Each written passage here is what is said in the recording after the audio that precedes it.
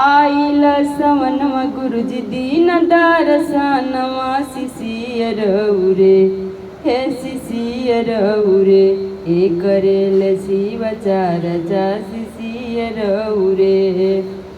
आइल सवनवा शिव गुरु दीन दरसनवा शिशियर रे हे शिशियर रे ए करेल शिव चर्चा शिशियर रे।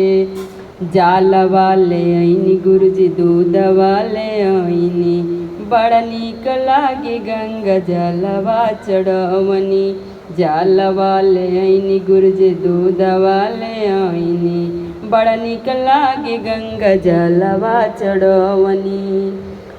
अरे दीना हमके दाया गुरुजी दीन दरसनवा शिशियर रे।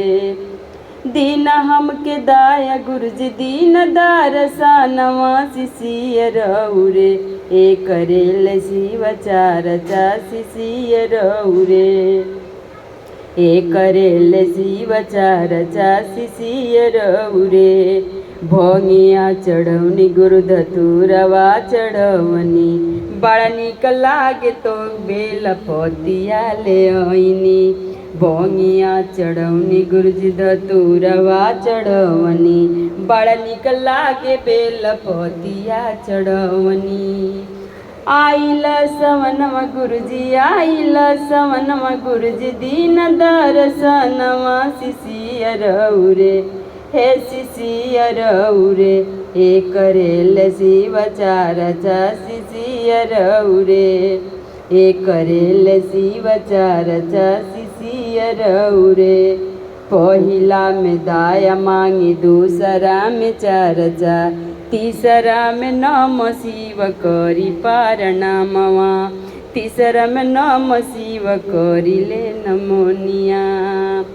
आइल बा सवनवा गुरुजी अरे आइल बा सवनवा शिव गुरु दीन दरसनवा सेवा करऊ रे हे शिशियर रे ए करेल शिव चर्चा शिशियर रे ए करेल शिव चर्चा शिशियर रे।